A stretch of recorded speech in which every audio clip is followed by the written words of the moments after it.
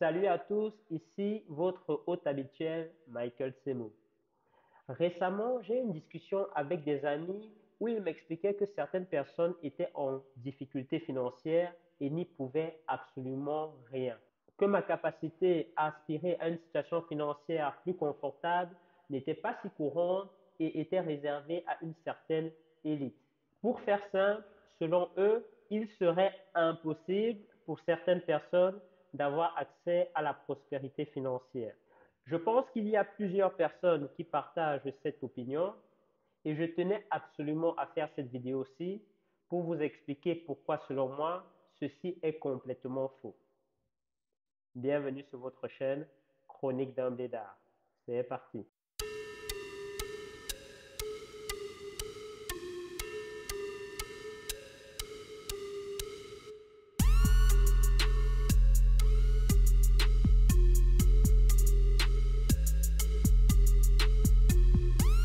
Je vais être très sincère dans cette vidéo. Donc, tous ceux qui sont très susceptibles et qui ont du mal à voir la réalité en face, voici votre dernière chance de quitter la vidéo. Il y a plusieurs autres vidéos sur Internet qui peuvent vous réconforter dans votre croyance que vous n'avez aucune responsabilité pour la situation financière dans laquelle vous vous trouvez aujourd'hui. Cette vidéo et cette chaîne n'en font pas partie. On va attendre quelques secondes. On y va. Je pense sincèrement, à défaut d'avoir un retard mental qui rend la compréhension d'une information impossible, que tout le monde est capable de devenir riche. Pour tous ceux qui sont capables de comprendre une information et de s'en servir, la seule raison pour laquelle les gens sont pauvres et le reste, c'est le conditionnement qu'ils ont reçu.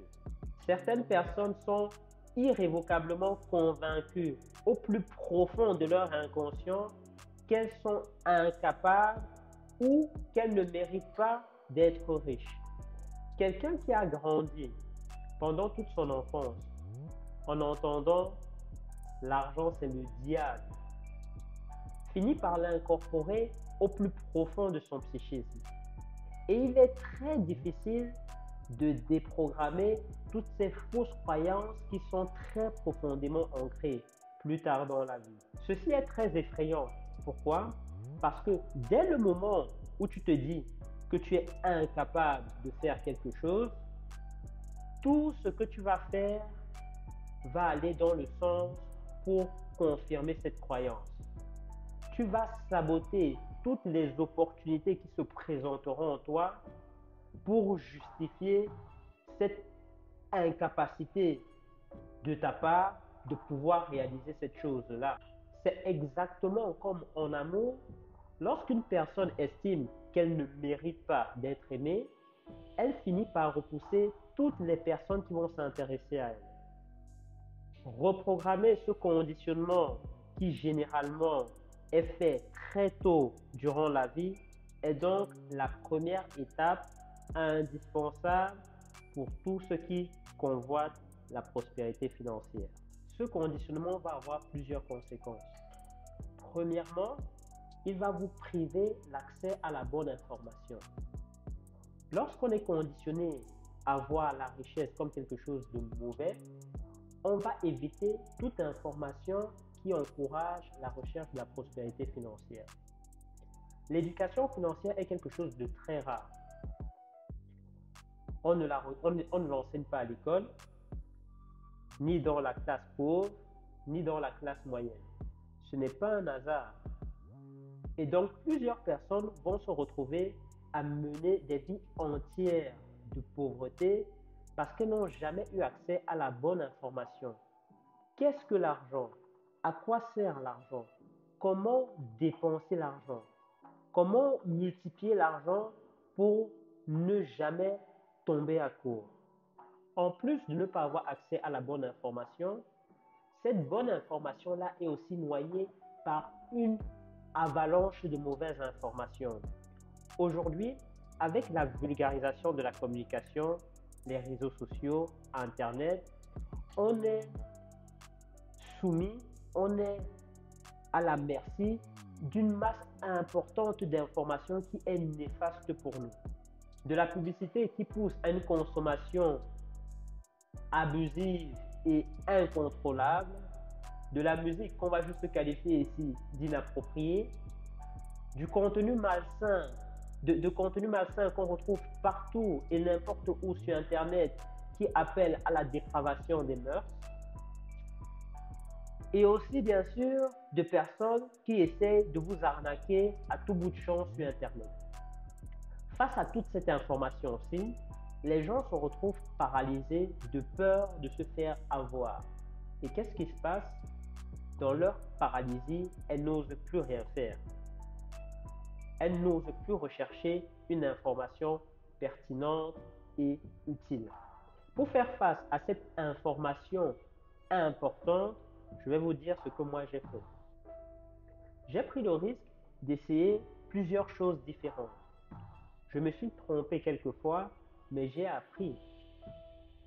Plus on apprend, moins on a cette aversion et cette peur d'essayer des choses nouvelles et on fait aussi de moins en moins d'erreurs. Mais si vous n'essayez rien, vous allez rester sur place et vos finances ne vont jamais s'améliorer. Donc, ce conditionnement va vous priver l'accès à la bonne information. Privé de la bonne information et noyé par le flot de l'immense mauvaise information qui existe, vous allez vous paralyser. Et quelle est la conséquence de cette paralysie? Vous n'allez jamais avoir le courage de prendre la décision de devenir riche. Plusieurs personnes aujourd'hui n'osent pas aspirer à la richesse. J'ai rencontré plusieurs personnes à qui j'ai demandé « Est-ce que tu souhaiterais devenir riche ?»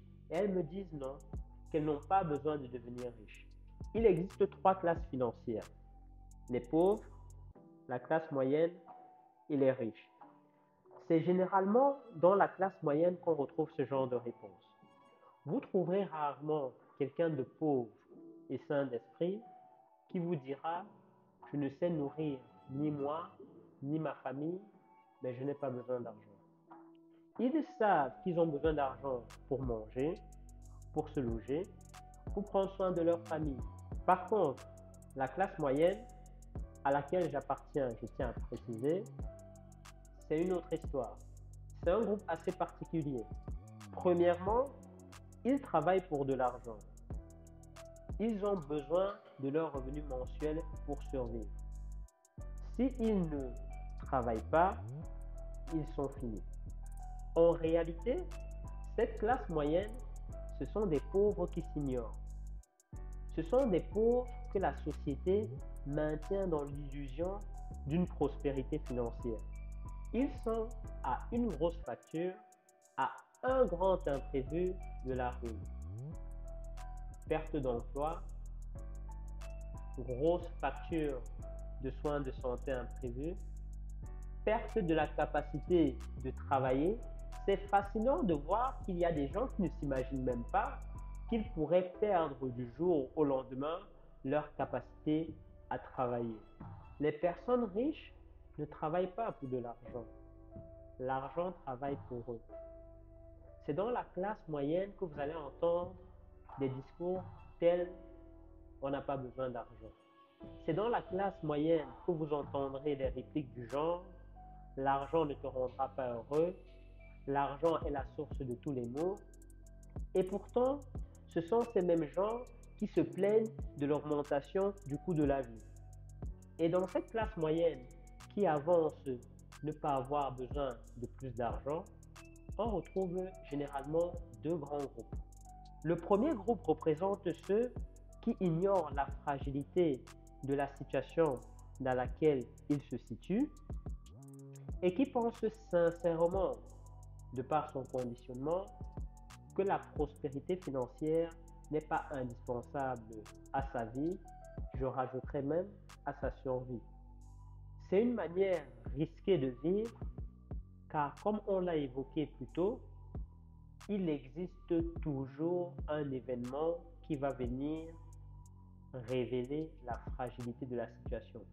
Pensez à une crise financière, pensez à une tragédie dans la famille, un problème de santé important qui nécessite un apport important de capital, c'est la vie, ça finit toujours par arriver. Le deuxième groupe, ce sont juste des personnes qui ont peur de par leur conditionnement, peur de l'image que ça leur donnerait socialement, de vouloir aspirer à la prospérité financière. On peut les comprendre. Dans la société actuelle, les riches ont mauvaise réputation. Les gens les accusent de vouloir s'accaparer toutes les richesses sans rien laisser aux autres. Pour eux, les personnes qui deviennent riches sont des personnes mal intentionnées qui ont forcément fait quelque chose de répréhensible pour en arriver où ils en sont aujourd'hui. Je ne vais pas nier qu'il existe des personnes qui ont construit leur richesse au travers d'activités illégales et répréhensibles, mais il existe aussi des personnes qui ont construit leur richesse au travers d'un travail acharné et un investissement que plusieurs personnes ont la paresse et ne souhaitent pas exercer. La réalité, c'est que nous jouons tous au même jeu, le jeu de l'économie. Si vous voulez gagner, vous devez vous aussi apprendre les règles du jeu. Ne rien faire et jalouser ceux qui le font et réussissent ne vous aide pas. Prenons ici un exemple. Actuellement, il existe un débat très vocal où certaines personnes se plaignent d'entreprises qui, dû à la crise de l'énergie, font des profits importants, des super profits comme ils l'appellent. Ces personnes estiment que ces entreprises devraient leur reverser une partie de leurs profits et ils trouvent ça tout à fait normal. C'est complètement fou. Donc une personne a pris la peine de créer son entreprise, a s'y investir corps et âme et après plusieurs dizaines d'années réussit à générer une certaine quantité de profit et certaines personnes estiment qu'elles ont droit à une partie de leur profit. Imaginez un instant un menuisier qui fabrique un tabouret. Il décide de vendre son tabouret à 10 000 euros. Pouvons le lui reprocher? Je ne pense pas. Si certaines personnes estiment que son tabouret vaut ce prix, elles le lui achèteront. Si par contre, personne n'estime que son tabouret vaut ce prix, ce ne sont pas les consommateurs qui lui demanderont de baisser le prix. C'est simplement la loi de l'offre et de la demande du marché qui pousseront le menuisier à revoir le prix de son tabouret. Prenons un autre exemple. Prenons l'exemple des voitures de Ferrari. Aujourd'hui, la marque est capable de vendre des voitures à des dizaines de millions d'euros. Pourquoi? Parce que certaines personnes estiment que ces voitures valent ce prix et donc elles l'achètent. Moi, qui ne suis pas capable d'acheter une Ferrari à ce prix-là, je vais aller acheter une voiture qui rentre dans mon budget. Je ne vais pas aller commencer à manifester pour que Ferrari baisse le prix de ses voitures parce que je ne suis pas capable de l'acheter. Je sais que c'était une très longue vidéo, plein de choses difficiles à entendre, mais nécessaires. Merci d'avoir enduré jusqu'à la fin. Si vous êtes pauvre ou de classe moyenne, j'espère avoir suscité en vous la curiosité d'en savoir un peu plus sur le véritable sens de la prospérité financière. J'ai fait une vidéo qui explique les 3 étapes que j'ai suivies pour me retrouver dans la situation dans laquelle je me situe aujourd'hui.